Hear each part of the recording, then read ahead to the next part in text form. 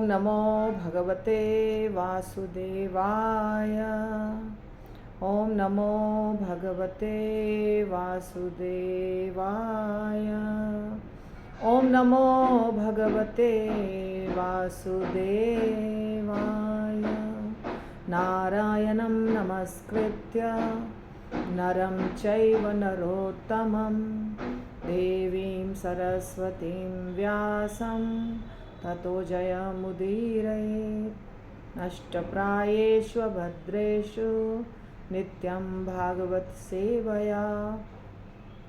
भगवतीरुत्तमश्लोके भक्तिर्भवति नैष्ठिकी।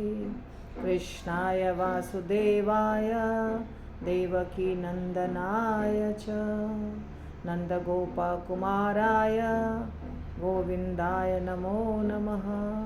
जय श्री कृष्ण चैतन्य प्रभु नित्यानंद श्री अद्वैत गदाधर शिवासादि गौरभक्तवृंद। हरे कृष्णा कृष्णा कृष्णा हरे हरे। हरे राम राम राम हरे हरे। श्रीमद्भागवतम पहला स्कंद 10वां अध्याय और 21वां नंबर श्लोक, जिसको हम कई दिनों से कर रहे हैं। ये श्लोक समाप्त नहीं, 22वां नंबर श्लोक, 21वां नहीं 22वां नंबर श्लोक। 22वां नंबर श्लोक कल हमने शुरू किया था। स एव भूयो निज वीर्य चोदिताम स्वजीव मायां प्रकृतिं शिशिक्षतीम अनाम रूपात्मनि रूपनामनि विदित समानो अनुससार शास्त्रकृत। अभी मैंने राग वाग में नहीं गाया है, क्योंकि मैं सीधा सीधा पढ़ने की आदत है मुझे। तो इसका हमने अर्थ देखा था कि तब श्री भगवान ने अपने अंश रूप जीवों को नाम तथा रूप प्रदान करने की इच्छा से उन्हें भौतिक प्रकृति के मार्गदर्शन के अंतर्गत कर दिया, और भौतिक प्रकृति उनकी ही शक्ति से पुनः सृष्टि करने हेतु सक्षम होती हैं।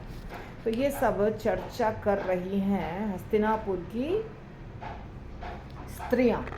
भगवान को देखकर भगवान द्वारका जा रहे हैं, द्वारका जाने के लिए निकले हैं, और जब वो निकले हैं तो छत के ऊपर से झरोखों से बहुत सारी हस्तिनापुर की स्त्रियां उनको देख रही हैं।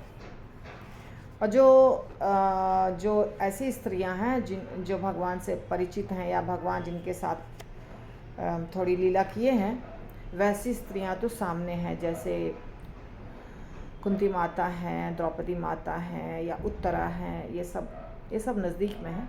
पर बाकी सारी स्त्रियां थोड़े दूर से उनको देख रही हैं, और उनको भी पता है भगवान के बारे में, क्योंकि वो प्रभुपाद कह रहे हैं उन्होंने सही स्रोत से, प्रामाणिक स्रोत से उन्होंने भगवान के बारे में सुना है।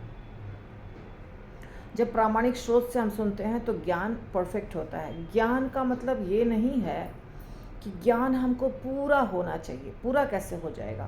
पूरा तो ज्ञान किसी मनुष्य को नहीं है, पर जितना ज्ञान है वो सही है। आप समझे क्या? जैसे कि पूरा ज्ञान का मतलब हमको सारे वेद आने चाहिए, सारे शास्त्र आने चाहिए। बहुत सारे शास्त्र हैं जो हैं, और कुछ ऐसी चीज़ें हैं जो शास्त्र के रूप में है भी नहीं। ज्ञान का मतलब सब कुछ होता है, तो वैसा नहीं। पर यदि हमको छोटा सा ही ज्ञान पता है कि कृष्ण परम भगवान है, ये छोटा सा ज्ञान है, एक लाइन का ज्ञान है, एक लाइन, कृष्ण परम भगवान है, चैतन्य महाप्रभु स्वयं कृष्ण भगवान थे, या उनके भैया का नाम है बलराम जी, या उनका धाम है गोलोक धाम। ये सब क्या है? बहुत बड़ा ज्ञान नहीं है, छोटा छोटा ज्ञान है, परंतु ये छोटा ज्ञान अपने आप में कंप्लीट है। ठीक है? तो ऐसा हमें तब पता चलता है जब हम ऐसे गुरु से सुनते हैं, जो गुरु सही परंपरा से आ रहे हैं, सही स्रोत से आ रहे हैं। तो इसीलिए जो हस्तिनापुर की स्त्रियां थीं, उनका जितना भी ज्ञान था वो सही ज्ञान था। तो वो कह रही हैं कि एक बार प्रलय होता है, फिर सृष्टि होती है, फिर सारे जीव जो प्रलय के समय भगवान के शरीर में सो रहे थे, वो फिर वापस आकर के अपना अपना रूप धारण करके और फिर कार्य में लग जाते हैं। कल मैंने बहुत विस्तार से बताया था इसको। आज प्रभुपाद के जो हमने जहाँ छोड़ा था वहाँ से हम आरंभ करते हैं। तो प्रभुपाद ने जो अंतिम शब्द, अंतिम जो लाइन बताया था वो ये बताया था कि श्रीमद् भगवत गीता का 9.7 का श्लोक, उसका अर्थ, हे कुंती पुत्र, कल्प के अंत में सारे जीव मेरी प्रकृति में लीन हो जाते हैं और जब पुनः सृष्टि करने का समय आता है तो मैं अपने बहिरंगा शक्ति द्वारा उनकी सृष्टि करता हूँ। आगे कह रहे हैं, भूयः शब्द पुनः पुनः का सूचक है, अर्थात यह बताता है कि सृष्टि, पालन तथा संहार की क्रिया श्री भगवान की बहिरंगा शक्ति से अनवरत चलती रहती है। अनवरत का मतलब होता है नॉन स्टॉप, चलती रहती है। अभी आप सोचिए, किसी ब्रह्मांड में दूसरा युग चल रहा होगा, किसी ब्रह्मांड में दूसरा युग चल रहा है। ब्रह्मांड बहुत सारे होते हैं, एक नहीं होते हैं। एक बार ब्रह्मा जी गए भगवान के धाम, गोलोक धाम, ठीक है। भगवान यहाँ भी मिलते हैं ब्रह्मा जी को, आप समझिए बात को। ये जो ब्रह्मांड है इसके अंदर भी भगवान रहते हैं, धाम है यहाँ पर भी भगवान का। वो जो आप सुनते हैं कि क्षीर सागर में ब्रह्मा जी प्रार्थना करने गए, साथ में पृथ्वी माता गई, साथ में और देवी देवता गए, तो ब्रह्मांड के बाहर के क्षीर सागर में वो नहीं जाते हैं। ब्रह्मांड के अंदर भी एक क्षीर सागर है, ठीक है, ध्रुव लोक के पास, तो वहाँ जाते हैं। तो वहाँ भी भगवान का धाम है, उसको भी वैकुंठ ही कहते हैं। मतलब ब्रह्मांड के अंदर भी एक वैकुंठ है छोटा सा। तो वहाँ पे भगवान से मिलते हैं ब्रह्मा जी, अपनी समस्या बताते हैं, भगवान भी उनके समस्या का समाधान करते हैं। परंतु कभी कभी ब्रह्मा जी गोलोक धाम भी जाते हैं। भगवान की कृपा से कभी कभी उनको मौका मिलता है गोलोक धाम जाने का। तो एक बार वो गए थे गोलोक धाम, विष्णु भगवान उनको लेके गए थे। जो क्षीर सागर में विष्णु भगवान रहते हैं वो ले जा सकते हैं ना, वो तो भगवान कृष्ण के ही विस्तार है। तो ब्रह्मा जी को बोले चलिए, ठीक है, तो लेके गए थे।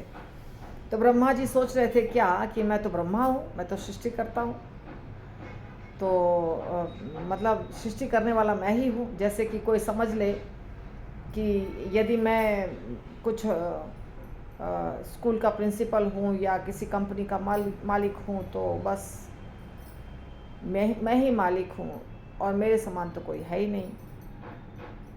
कभी कभी ऐसा होता है, लोगों को गलतफहमी, जिसको बोलते हैं ना कुएं का मेढक, तो कभी कभी गलतफहमी होता है।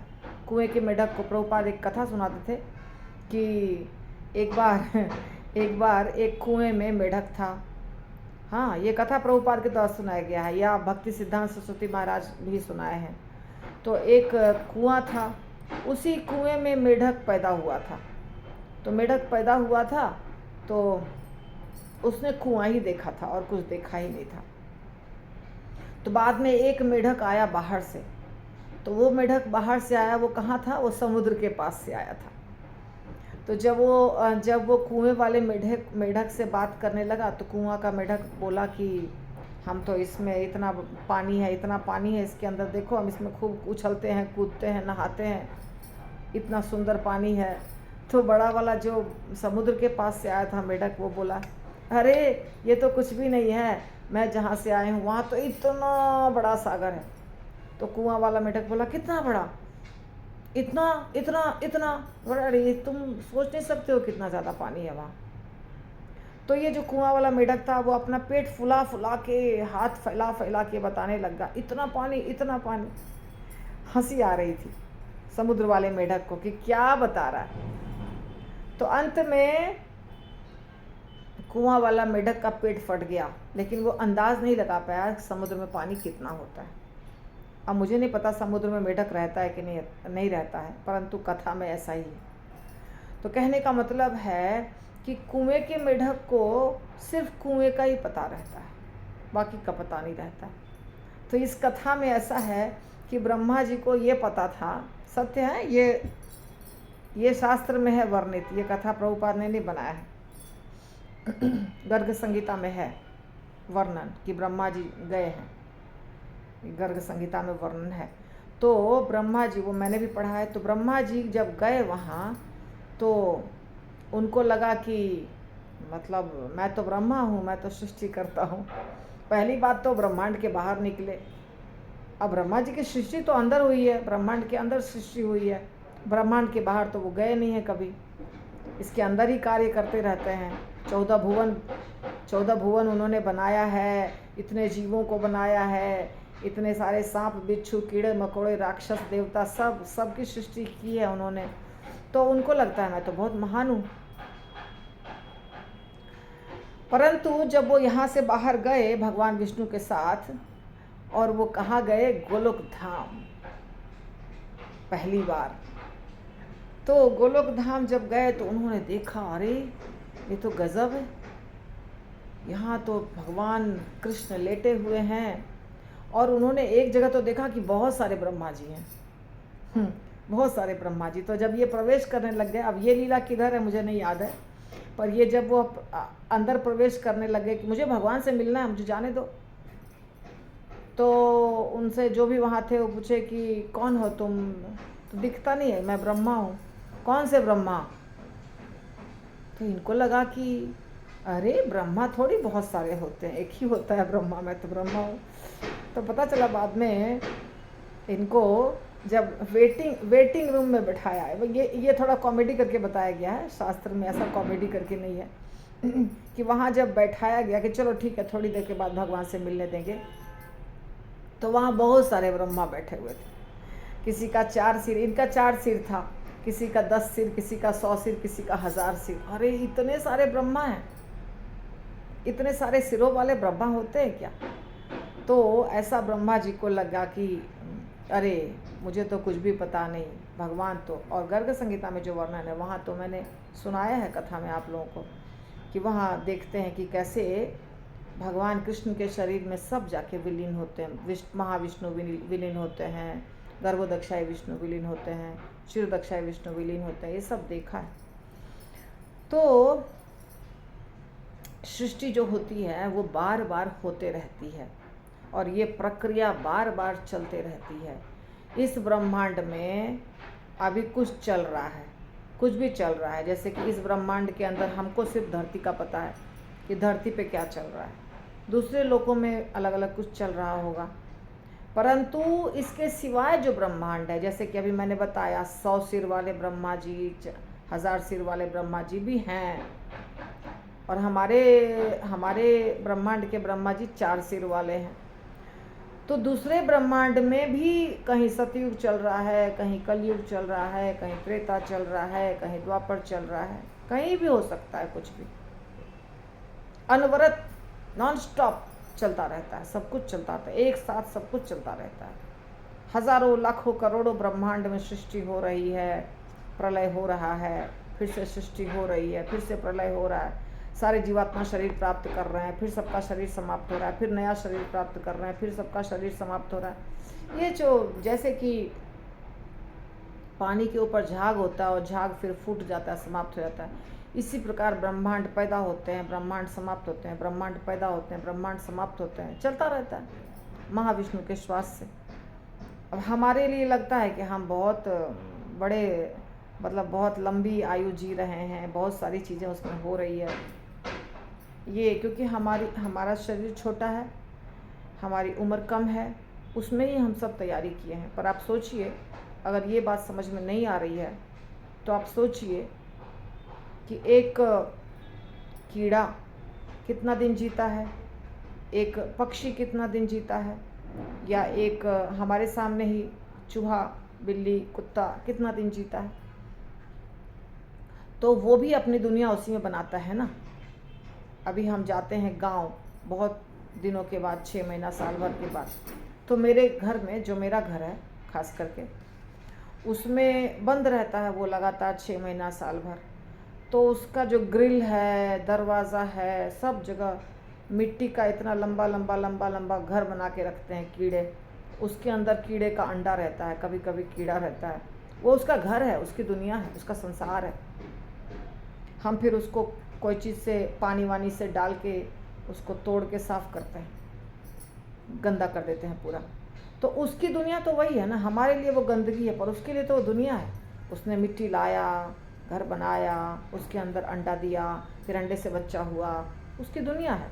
जैसे हमारी दुनिया है, हम इस फ्लैट को सजा रहे हैं, इसमें रख रहे हैं सब कुछ, हॉस्पिटल जा रहे हैं या फ्लैट में ही बच्चे हो रहे हैं, वैसे ही उसका भी बच्चा हो रहा है, कोई फ़र्क नहीं है। उस कीड़े के लिए कोई हॉस्पिटल और डॉक्टर की ज़रूरत नहीं है। उस कीड़े का कोई ऑपरेशन नहीं होता है, कुछ भी उसको नहीं होता है, ये मनुष्य का होता है ये सब कुछ। वो कीड़ा बस मिट्टी का एक घर बना लेता है अंदर में, ऐसा जगह देखेगा जहाँ संभव है वहाँ घर बना लेगा। तरह तरह के कीड़े होते हैं और उसके अंदर में अंडे पड़े रहते हैं, फिर बाद में अंडे से बच्चे निकलते हैं। इसी प्रकार पक्षी भी पेड़ के ऊपर घोंसला बनाता है, उसमें अंडे देता है, फिर उससे अंडे से बच्चे निकलते, तो उसकी दुनिया वो घोंसला हो गई ना। जैसे हमारा घर है वैसे उसका घोंसला है, क्या फ़र्क है? कोई फ़र्क नहीं है। तो सृष्टि में सब जगह, पूरी सृष्टि में जितने ब्रह्मांड हैं सब जगह ये चल रहा है। जन्म, मृत्यु, पुनर्जन्म, बीमारी, बुढ़ापा, ये चल रहा है।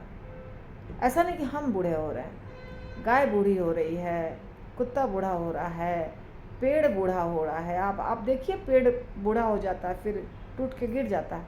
वृंदावन में हमारे ही सामने इमली तला का वृक्ष जो था वो ठीक था, एकदम ठीक था। उसको एक ट्रंक को एल्युमिनियम के शीट से रखा था। वो चैतन्य महाप्रभु के समय का वृक्ष था, जो भी वृक्ष था। अभी फिर नया वृक्ष हो गया, अब वो बिल्कुल सूख चुका है, बूढ़ा हो गया, पेड़ बूढ़ा हो गया और अब वो टूट के धीरे धीरे पूरा समाप्त हो जाएगा। सब लोग बूढ़े होते हैं, मनुष्य भी बूढ़े होते हैं, पेड़ भी बूढ़े होते हैं, और कीड़े मकोड़े बूढ़े होते हैं, पशु पक्षी बूढ़े होते हैं, मृत्यु होती है, बीमार होते हैं। ये एक चक्र है जो चलता रहता है। सृष्टि, पालन और संहार की क्रिया अनवरत चलती रहती है। वे ही सबके कारण, लेकिन सभी जीव जो स्वाभाविक रूप से भगवान के अंश हैं और मधुर संबंध को भुलाए रहते हैं, उन्हें बहिरंगा शक्ति के चंगुल से छूटने का अवसर पुनः प्रदान किया जाता है। तो हम लोग के ऊपर कृपा है भगवान की, कि भगवान कहते हैं ये चक्र तो चल रहा है, चलता रहेगा, परंतु एक शरीर तुमको जब मिलेगा मनुष्य का, तो वो चांस है। मनुष्य जन्म पाया, राधा कृष्ण न भजिया, जानिया सुनिया विष खाइनु। इस बात को बहुत सारे शास्त्र अलग अलग तरीके से बोलते हैं।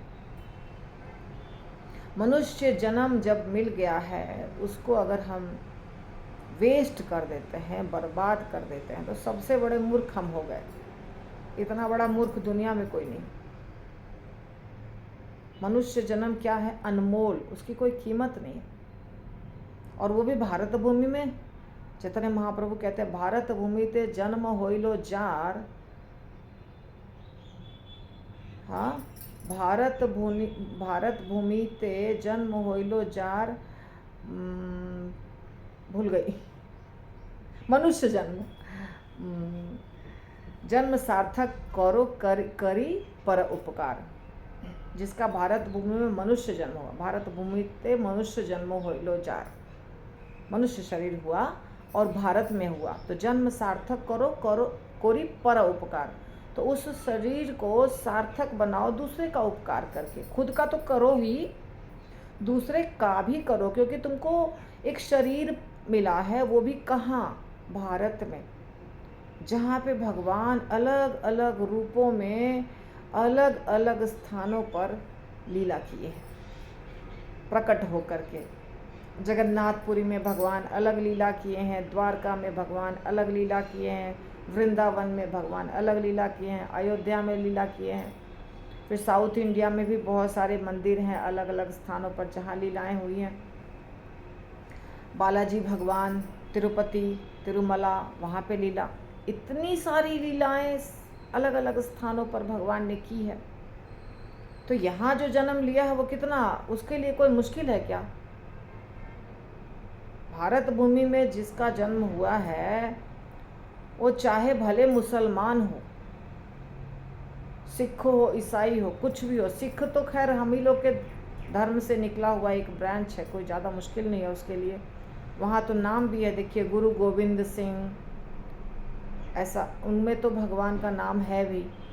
लेकिन जो दूसरे धर्म वाले हैं उनको भी सत्यनारायण का प्रसाद कभी मिल ही जाता है, उनको भी घंटी मंदिर की सुनाई दे ही देती है, उनको भी गणपति का दर्शन हो ही जाता है। कितना भाग्यशाली हैं बताइए। लेकिन जो मनुष्य भारत में जन्म ले लिया उनके लिए कठिन है। तो मनुष्य जन्म होइलो जार, भारत भूमि ते मनुष्य जन्म होइलो जार, जन्म सार्थक करी करो पर उपकार, उपकार करना है। तो जीवात्मा भूली हुई है भगवान को, और भगवान क्या करते हैं कि बोलते हैं कि नहीं नहीं, तुमको हम चांस दे रहे हैं, तुम इस चक्र से बाहर निकलो। ये चक्र कभी समाप्त नहीं होगा, अगर निकलने की कोशिश नहीं करोगे तो ये चक्र चलता रहेगा। अलग अलग शरीर मिलेंगे और उस अलग अलग शरीर में घूमते रहोगे तुम। तो निकलो। कैसे निकलेंगे? निकलने का क्या उपाय है? कृष्ण को भूल चुके हैं तो कृष्ण को याद करना पड़ेगा। कृष्ण को भूलने के कारण सारी समस्या हुई है। भगवान से हमारा जो संबंध है उसको हम भूल चुके हैं और बहिरंगा शक्ति के चंगुल में फंसे हुए, माया शक्ति, इससे निकलना है बाहर। माया तो सब जगह है, चारों तरफ माया ही माया है। जो चीज़ आपको कृष्ण से दूर कर दे वो माया है। कुछ भी हो सकता है वो, ऐसा नहीं कि माया का कोई स्पेशल नाम है। पत्नी हो सकती है माया, पुत्र हो सकता है माया, धन हो सकता है माया, यानी कि माया यानी माया उस रूप में आपके सामने प्रकट है। माया देवी अपने आप को हमारे सामने अलग अलग रूपों में प्रकट करती हैं। जैसे अगर हम धन से बहुत ज़्यादा अटैच्ड हैं तो हमारे लिए, माया देवी के लिए बहुत आसान है कि हमको थोड़ा सा धन दिखाएंगी और हम फंसे रहेंगे। माया देवी जानती हैं कि कौन सा व्यक्ति क्या चीज़ में था। कोई कोई तो खैर बहुत माया में है, उसके लिए तो माया देवी को कोई ज़्यादा प्रयास करने की ज़रूरत ही नहीं, माया के गोद में खेल रहा है। लेकिन कोई कोई है जो भक्ति कर रहा है, उसको निकलना है, तो उसको माया देवी थोड़ा स्टैंडर्ड वाला माया दिखाती हैं। हाँ, जिसमें कि उसको लग रहा है कि हम माया में नहीं है पर माया में है वो। तो माया में हम जब माया के गोद में खेल रहे हैं तो निकलना मुश्किल है। लेकिन यदि कृष्ण के पास चले गए, उनके चरण कमल को पकड़ लिया है हमने, या तो गुरु क्यों? क्योंकि गुरु के पास अगर हम गए और गुरु अगर प्रामाणिक हैं तो वो तो हमको फिर से वापस जाने नहीं देंगे माया के पास, वो पकड़ के रखेंगे। इस प्रकार हमारे लिए आसान हो जाएगा छुटकारा पाना माया से। एक तरफ माया, एक तरफ कृष्ण, दोनों नहीं मिलेंगे, एक ही मिलेगा। इसलिए भगवान ये मौका दिए हैं। ये अपने आप मौका नहीं मिलता, ये भगवान देते हैं।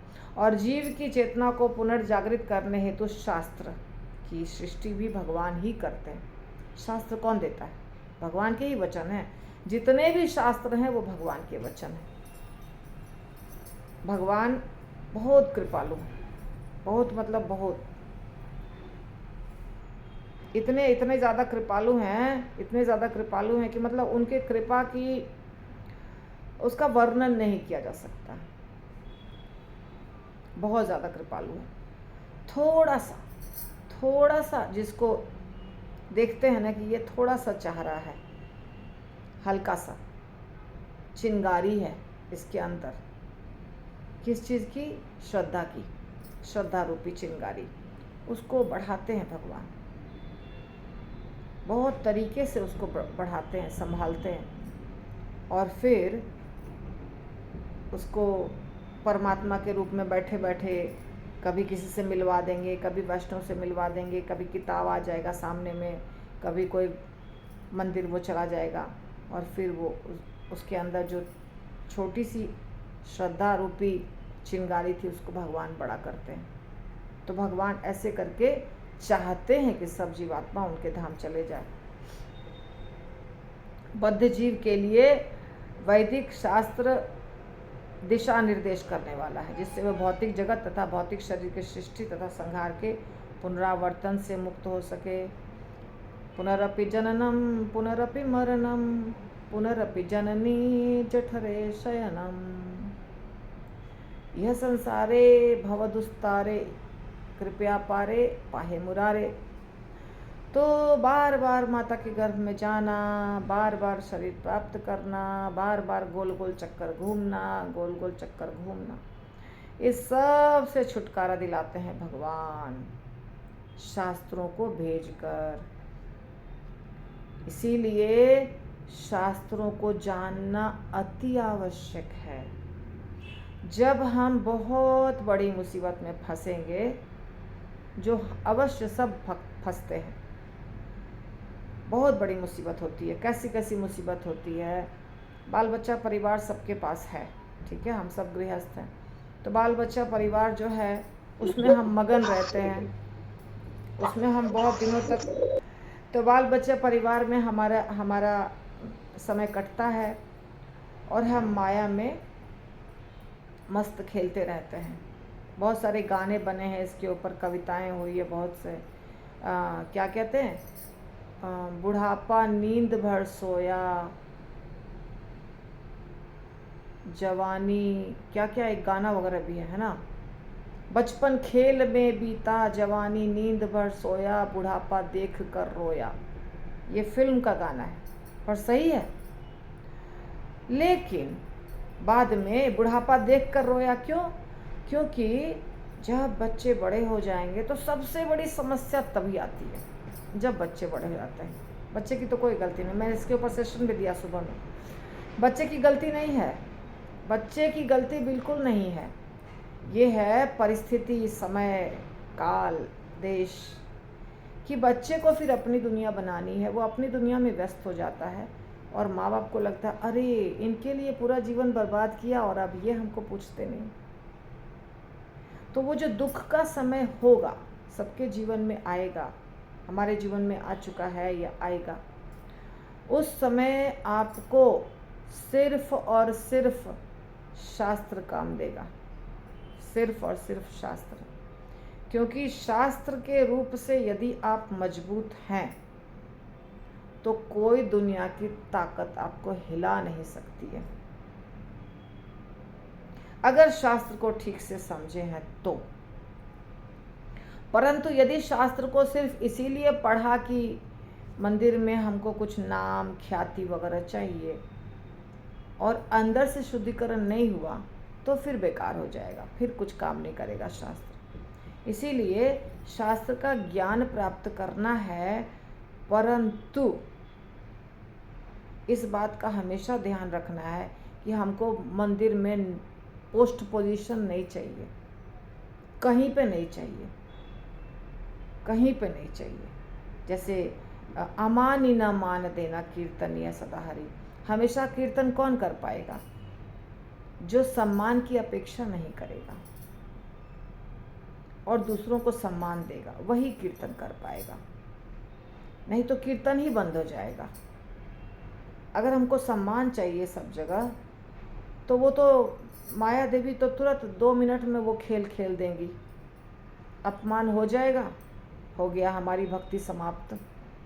अपमान तो करने के लिए चारों तरफ लोग घूम रहे हैं, घर परिवार रिश्ता नाता सब जगह अपमान करने के लिए लोग तैयार बैठे। तो इसीलिए अमान ही न मान देना। यदि हम अपमान या सम्मान दोनों को बराबर दृष्टि से देखते हैं, सम्मान मिला तो समझ जाइए अपमान मिलने वाला है, अगले स्टेप पे तैयार खड़ा है। तो इसीलिए अगर हमेशा भक्ति करनी है तो मान सम्मान से ऊपर उठना पड़ेगा, तो भक्ति हो जाएगी, आराम से भक्ति हो जाएगी। नहीं तो भक्ति नहीं हो पाएगी, बहुत कठिन हो जाएगा। तो इसीलिए शास्त्र बहुत ज़रूरी है जानना, पर शास्त्र को कैसे करके जानना है कि ये भगवान है, हमको बड़े प्यार से भगवान शिक्षा दे रहे हैं। भगवान की कृपा से आज तक हम यहाँ तक पहुँचे हैं। आगे भी भगवान की कृपा से हम आगे जाएंगे भक्ति में। जैसे भगवान रखते हैं वैसे रहना है। नंबर 1 कहीं पे बनने की कोशिश नहीं करना है। आप ध्यान रखिए, कोई व्यक्ति कहीं भी अगर नंबर 1 बनने की कोशिश कर रहा है, पहली बात वो रजोगुण में है। रजोगुण वाले नंबर 1 बनना चाहते हैं। दूसरी बात, कोई नंबर 1 पे रह नहीं सकता है और टिक नहीं सकता है, वहाँ से तो गिरेगा पक्का। सिवाय भगवान के नंबर 1 पे कोई नहीं टिक सकता है, क्योंकि दुनिया में भगवान ही एक से बढ़कर एक स्मार्ट लोगों को बनाए हैं। तो कोई उसको रिप्लेस कर देगा, फिर वो सेकंड पोजीशन पे आ जाएगा, थर्ड पोजीशन पे आ जाएगा, फिर उसको फ्रस्ट्रेशन होगा, समस्या होगी, फिर वो रोएगा धोएगा, फिर अपने पोजीशन को बनाने के लिए गलत काम करना शुरू कर देगा। इसीलिए कहीं पर भी काउंसलर है तो नंबर 1 काउंसलर बन जाएं, सेवा है तो मेरी सेवा बेस्ट हो जाए, घर में सब लोग मुझे अच्छा कहें, भाई बहनों में हम सबसे अच्छे कहलाएं, माता पिता हमको सबसे ज़्यादा प्यार करें, सोसाइटी में हमारा सबसे ज़्यादा नाम हो। ये सब चीज़ के पीछे नहीं पड़िए, बिल्कुल नहीं पड़िए। इसके पीछे पड़ेंगे भक्ति नहीं होगी। इसीलिए सिर्फ क्या देखना है, हम पहले कैसे थे, कितना सुधार किया है, आगे और कितना सुधारना है हमको। बस हम पहले कैसे थे, भक्ति में आने के पहले कैसे थे, क्या क्या करते थे, अभी हमने अपने आप अपने जीवन में इतना सुधार किया। अपने आप नहीं, मगर हम भी प्रयास किए, और ऑफ कोर्स भगवान और गुरु की कृपा हुई, वैष्णव की कृपा हुई। और हमको कितना सुधार करना है, जैसे पहले हमको बहुत गुस्सा आता था, झगड़ा होता था, या हम दान नहीं करते थे, हम सेवा नहीं करते थे, हम मंदिर नहीं जाते थे, हम बाहर का बहुत कुछ खाते थे। अब हम ये सब कुछ बंद कर दिए हैं, या हमने 50% बंद किया है, या हमने 25% बंद किया है।